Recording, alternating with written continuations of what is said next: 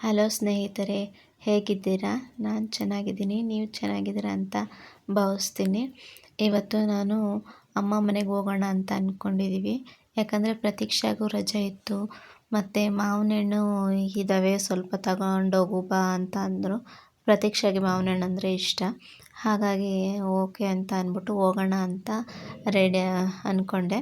ಹಾಗಾಗಿ ಬೆಳಿಗ್ಗೆ ಎಲ್ಲ ಕೆಲಸ ಮುಗಿಸ್ಬೇಕಲ್ಲ, ವಾಕಿಗೆ ಹೋಗಿ ಬಂದಾದಮೇಲೆ ನಾನು ಪಾತ್ರೆ ಎಲ್ಲನೂ ತೊಳೆದಾಕ್ತೆ. ಪಾತ್ರೆ ಎಲ್ಲ ತೊಳೆದು ಬೆಡ್ಶೀಟ್ ಎಲ್ಲ ಒದ್ರುಬಿಟ್ಟು ಬೇಗ ಕಸ ಗುಡಿಸ್ಕೊಂಡೆ.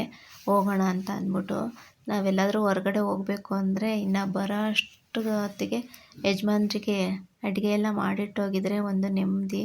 ಇಲ್ಲ ಅಂತ ಅಂದರೆ ಅವರು ತಿಂದರೋ ಇಲ್ವೋ, ಏನೋ ಹೊರಗಡೆ ತಿಂದ್ಬಿಟ್ರೆ ಆರೋಗ್ಯ ಹಾಳು ಮಾಡ್ಕೋತಾರೆ ಅನ್ನೋ ಭಯ ನಮಗೆ. ಹಾಗಾಗಿ ಎಲ್ಲ ರೆಡಿ ಮಾಡಿಟ್ಟು ಹೋದು. ಇದು ಹೊರಗಡೆ ಬಸ್ ಸ್ಟ್ಯಾಂಡಲ್ಲಿದ್ದಾಗ ತಗೊಂಡಿರೋ ಕ್ಲಿಪ್ಪಿಂಗ್ಸು. ನಾವು ಊರಿಗೆ ಹೋದೋ, ಆದರೆ ಅಪ್ಪ ಇನ್ನೂ ಬಂದಿರಲಿಲ್ಲ. ನಮ್ಮ ಊರಿಂದ ಸ್ವಲ್ಪ 1-2 ಕಿಲೋಮೀಟ್ರು ಬಸ್ ಸ್ಟ್ಯಾಂಡಿಂದ ನಡಿಬೇಕು. ಹಾಗಾಗಿ ಅಪ್ಪಂಗೋಸ್ಕರ ಗಾಡಿ ತೊಗೊಬರ್ತಾರೆ ಅಂತ ವೆಯ್ಟ್ ಮಾಡ್ತಾಯಿದ್ದೋ. ಆಗ ಈ ಹೂವು ನನ್ನ ಕಣ್ಣಿಗೆ ಬಿತ್ತು. ಇದನ್ನೆಲ್ಲ ಏನು ಮಾಡ್ತಿದ್ದೋ ಅಂತಂದರೆ, ಮದುವೆ ಚಪ್ರದಲ್ಲಿ ಇದನ್ನು ಕಟ್ತಾಯಿದ್ರು ಆವಾಗೆಲ್ಲ. ಈಗ ಕಡಿಮೆ ಆಗೋಗಿದೆ. ಇದು ನಮ್ಮ ಪ್ರತೀಕ್ಷಾ ಗೊತ್ತಿಲ್ಲಲ್ಲ, ಅದಕ್ಕೆ ಈ ಥರ ಕಟ್ತಾಯಿದ್ರು. ಇದೊಂದು ಕಾಯಿ ಬರುತ್ತೆ, ಆ ಕಾಯಲ್ಲಿ ನಾನು ಆಟ ಆಡ್ತಿದ್ದೋ ಅಂತ ಪ್ರತೀಕ್ಷಾಗೆ ಹೇಳ್ತಾಯಿದ್ದೆ.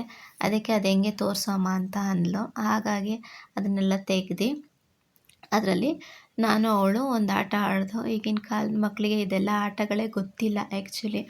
ಇದರಿಂದ ಎಷ್ಟು ಖುಷಿ ಪಡ್ತಾಯಿದ್ದೋ ಅಂತ ಅಂದರೆ, ಅದು ಯಾರು ಗೆಲ್ತಾರೆ ಅಂತ ಈ ಇಬ್ಬರು ಇಟ್ಕೊಂಡು ಅವಾಗ ಆಟ ಆಡ್ತಾಯಿದ್ದೋ.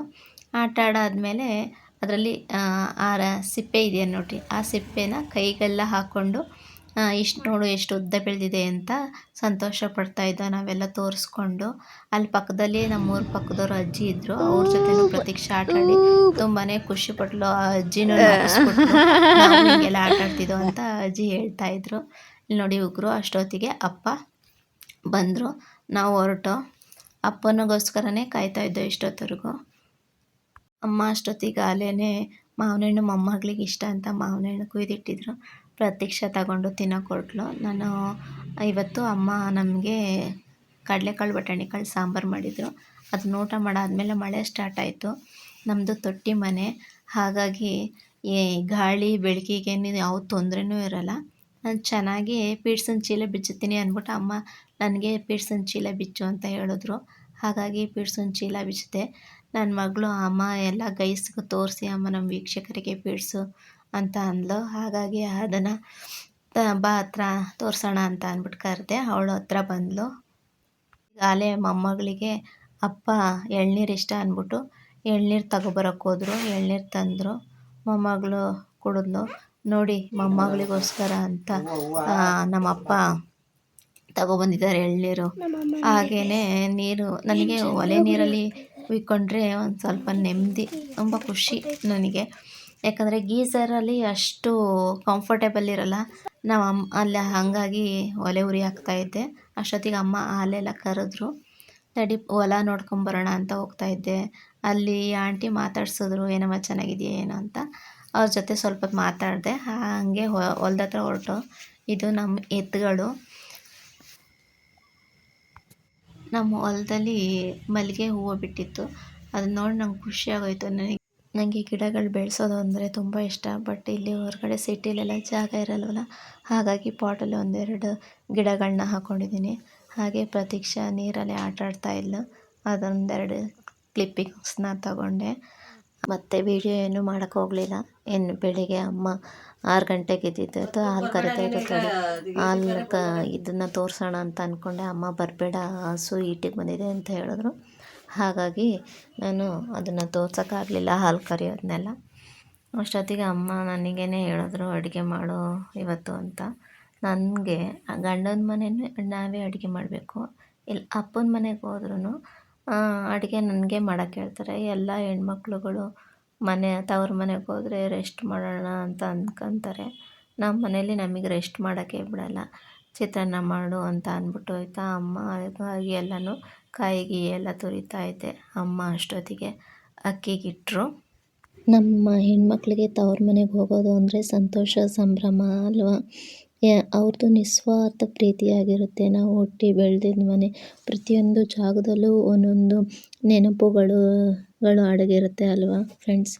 ನಮಗೆ ಬೇಕು ಬೇಡ ಏನು ಹೇಳೋದೇ ಬೇಡ. ನಮ್ಮ ತಂದೆ ತಾಯಿಗಳಿಗೆ ನಮಗೆ ಏನೇನು ಬೇಕು ಅನ್ನೋದನ್ನೆಲ್ಲ ಅವರು ಮುಂಚೆನೇ ಪ್ರಿಪೇರ್ ಮಾಡಿ ಇಟ್ಬಿಡ್ತಾರೆ. ಈಗ ಬರ್ತೀವಿ ಅಂತ ಅಂದರೆ ಅಲ್ಲಿ ಮಾವಿನಕಾಯಿಗಳು ಮತ್ತು ಅಲ್ಲಿ ಸೀಬೆಹಣ್ಣುಗಳೆಲ್ಲ ಸಿಗುತ್ತೆ. ಅವನ್ನೆಲ್ಲ ಎಷ್ಟು ರೆಡಿ ಮಾಡಿ ಇಟ್ಟಿರ್ತಾರೆ ಅಂತಂದರೆ ಅದಕ್ಕೆ ಅಲ್ವಾ ನಮ್ಮ ಹೆಣ್ಮಕ್ಳಿಗೆ ತವ್ರ ಮನೆ ಅಂದರೆ ತುಂಬ ಇಷ್ಟ ಆಗೋದು.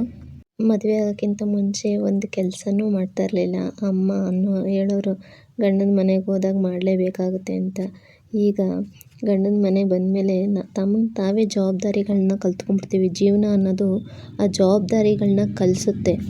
ಅಪ್ಪಂಗೆ ಕೆಂಪಕ್ಕಿ ಬೇಕು ಅಂತ ಹೇಳಿದ್ದೆ, ಅದಕ್ಕೆ ಎಲ್ಲಾದರೂ ಸಿಗುತ್ತಾ ಕೇಳ್ಕೊಂಬರ್ತೀನಿ ಅಂತ ಹೋದರು. ಮನೇಲಿ ಬರೀ ರಾಗಿ ಬೆಳೆಯೋದು, ಅಕ್ಕಿ ಬೆಳೆಯಲ್ಲ. ಯಾಕಂದರೆ ನೀರಾವರಿ ಜಮೀನಲ್ಲ ಅದು. ಬೋರ್ ಹಾಕ್ಸ್ಕೊಂಡಿದ್ದೀವಿ, ಬಟ್ ನೀರು ಸಾಕಾಗಲ್ಲ ಅಂತ ಅಂದ್ಬಿಟ್ಟು ಅಪ್ಪ ಬರೀ ರಾಗಿ ಬೆಳೀತಾರೆ. ನಮ್ಮೂರಲ್ಲಿ ಮಂಗಗಳ ಕಾಟ ಜಾಸ್ತಿ ಆಗೋಗಿದೆ. ಬಂದು ಹಂಚನ್ನೆಲ್ಲ ಜರುಗಿಸಿ ಒಬ್ಬೊಂದು ಕಿಂಡಿ ಮಾಡಿಬಿಟ್ಟಿದ್ದಾವೆ. ಅದಕ್ಕೆ ಮನೆ ಒಳಗೆ ಬಂದರೆ ಏನೂ ಬಿಡಲ್ಲ ಅವು. ಹಂಗಾಗಿ ಅಮ್ಮ ಎಲ್ಲನೂ ಚೀಲ ಕಟ್ಟಿ ಒಂದು ಬಾಕ್ಸಿಗೆ ಹಾಕಿ ಎತ್ತಿಟ್ಬಿಟ್ಟಿದ್ದಾರೆ.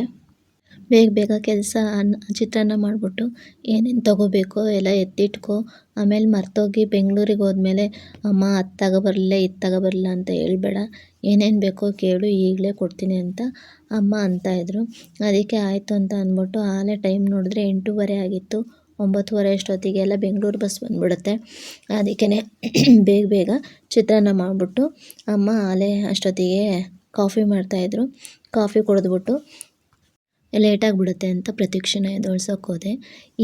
ಎಷ್ಟೇ ಪ್ಲ್ಯಾನ್ ಮಾಡಿದ್ರೂ 1 ಅಥವಾ 2 ಸಾಮಾನುಗಳನ್ನ ಬಿಟ್ಬಿಟ್ಟು ಬಂದೇ ಇರ್ತೀವಿ.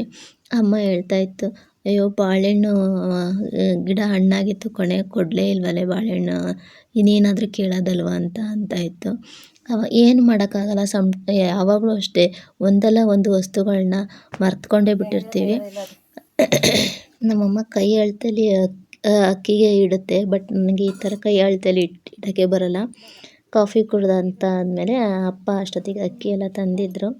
ನಾನು ರೆಡಿಯಾಗಿ ಅಪ್ಪನ ಆಶೀರ್ವಾದ ತಗೊಂಡು ಪ್ರತಿ ಸರಿನೂ ಅಷ್ಟೇ ಅಪ್ಪ ಮತ್ತು ಅಮ್ಮಂದು ಕಾಲಿಗೆ ನಮಸ್ಕಾರ ಮಾಡಿಕೊಂಡೆ ನಾವು ಮನೆಯಿಂದ ಹೊರಗೆ ಬರೋದು. ಇದೇ ನಮ್ಮೂರು. ಮನೆಯಿಂದ ಏನೇನು ತಂದೆ ಅಂತ ಒಂದು ಕ್ಲಿಪ್ಪಿಂಗ್ಸ್ನ ತೊಗೊಂಡಿದ್ದೀನಿ. ಸೀಬೆಹಣ್ಣು, ನಿಂಬೆಕಾಯಿ. ಅಲ್ಲಿ ನೋಡಿ 30 ರೂಪಾಯಿಗೆ ಎಷ್ಟು ಕೊಟ್ಟಿದ್ದಾರೆ. ಅದೇ ಇಲ್ಲಿ ಬೆಂಗಳೂರಲ್ಲಿ 30 ರೂಪಾಯಿಗೆ ಅಷ್ಟು ಕೊಡೋದೇ ಇಲ್ಲ.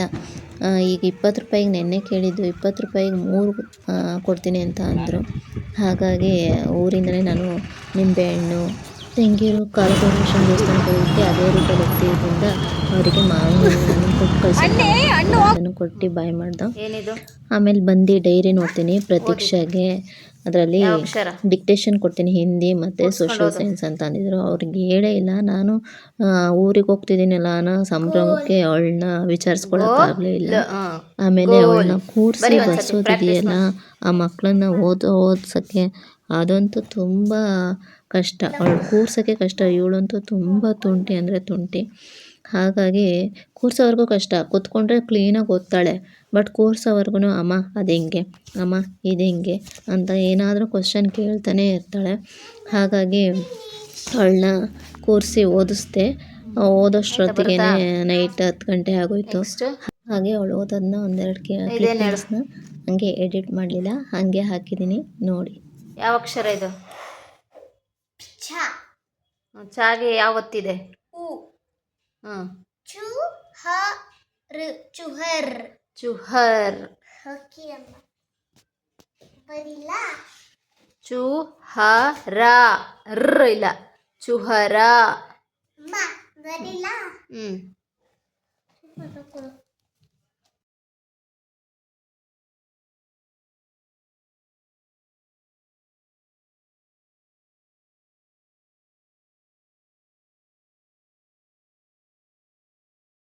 ಇಲ್ಲ ಆಯ್ತಾ?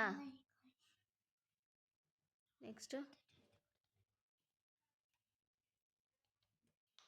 ಕೆಲವೊಂದು ಅವಳಿಗೆ ನೆನಪಾಗಲ್ಲ ಸಡನ್ನಾಗಿ. ಹಾಗೆ ನೆನಪಿಟ್ಕೊಳ್ಳಿ ಅಂದ್ಬಿಟ್ಟು ನಾನೇನು ಮಾಡ್ತೀನಿ, ಒಂದು ಅವಳು ತಿನ್ನೋ ತಿಂಡಿಗಳ ಹೆಸರು ಇಲ್ಲ ಆಟಾಡೋ ವಸ್ತುಗಳ ಹೆಸರು ಅವಳಿಗೆ ಹೇಳ್ತೀನಿ. ಹಾಗಾಗಿ ಅವಳು ನೆನಪಿಟ್ಕೊಳ್ಳೋಕ್ಕೆ ತುಂಬ ಈಸಿ ಆಗುತ್ತೆ. ಇದು ವಿಡಿಯೋ ಪ್ರತೀಕ್ಷಾ 3 ವರ್ಷ ಇದ್ದಾಗ ತೆಗೆದಿದ್ದು. ಹೋಪ್ ಯು ಗೈಸ್ ನಿಮಗೆಲ್ಲ ಈ ವಿಡಿಯೋ ಇಷ್ಟ ಆಗಿದೆ ಅಂತ ಭಾವಿಸ್ತಾ ಇಲ್ಲಿಗೆ ನನ್ನ ವ್ಲಾಗ್ನ ಎಂಡ್ ಮಾಡ್ತಾ ಇದ್ದೀನಿ. Thank you so much.